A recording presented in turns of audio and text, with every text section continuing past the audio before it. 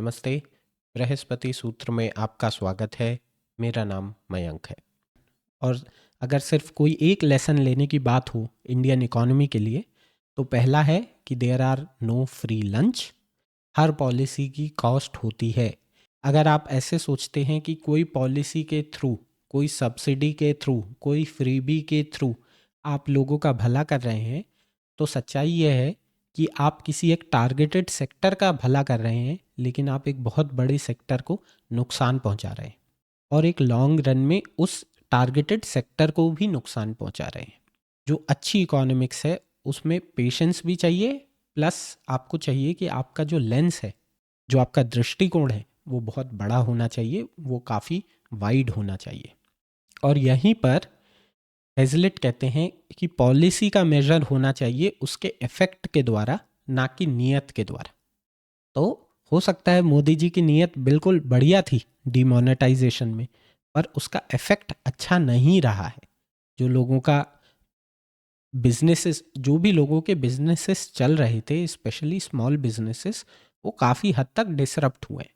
तो आप पॉलिसी के मेजर में आप ये नहीं कह सकते कि नियत अच्छी थी। नियत बिल्कुल अच्छी हो सकती है, लेकिन पॉलिसी के मेजर का इफेक्ट क्या हुआ, उसी बेसिस पर ये बताया जा सकता है कि पॉलिसी ने काम किया या काम नहीं किया।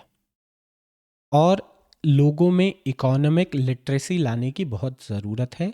लोगों को समझ में आना चाहिए कि इकोनॉमी के बेसिक प्रिंसिपल्स, जैसे एक प्रिंसिपल है समवन ऑलवेज पेज, किसी ना किसी को तो पैसा भरना ही पड़ता है। अगर कोई भी चीज़ कहीं हो रही है तो वो फ्री में नहीं हो सकती। ये लोगों में, वोटर्स में क्लैरिटी होनी चाहिए। अनसीन अफेक्ट्स मैटर करते हैं, अनदेखे अफेक्ट्स मैटर करते हैं। लोगों में ये क्लैरिटी होनी चाहिए। तो कुछ जो बेसिक प्रेमाइसेस हैं इकोनॉमिक्स के, वो लोगों को पता होने चाहिए। इस पर हेजलेट जोर देते हैं, और स्पेशली इंडिया के कॉन्टेक्स्ट में मैं मानता हूँ कि लोगों में ये अवेयरनेस होनी चाहिए। और 1970 में जैसे हमने कोशिशें की, उनसे हमें बचना चाहिए। कुछ लोगों को टारगेट करके टैक्स करने से बेटर है कि आपके टैक्स बेस को बढ़ाएं। जो आज भारत में 2 से 3% लोग टैक्स दे रहे हैं, इस तरह से देश सस्टेन नहीं कर सकता डायरेक्ट टैक्सेस। तो आपकी कोशिश ये होनी चाहिए कि लोगों की इनकम बढ़े, ताकि आपके डायरेक्ट टैक्स का जो बेस है वो बढ़े, इंस्टेड कि आप सिर्फ कुछ लोगों को ओवर टैक्स करते रहें और फिर वो लोगों में भी एक तरह का डिसइल्यूजनमेंट आ जाए। वो लोग भी ऐसे हो जाएं कि यार इस देश में तो कुछ होना ही नहीं है, और वो छोड़ छाड़ के देश को बाहर चले जाएं। तो एक तरह से जो हाई टैक्स पेइंग कम्युनिटी थी, आप उसे स्लोली लूज करते जाओगे। तो अपने टैक्स बेस को बढ़ाने की कोशिश करना, यह भारत के लिए एक बहुत ही इम्पोर्टेंट लेसन है।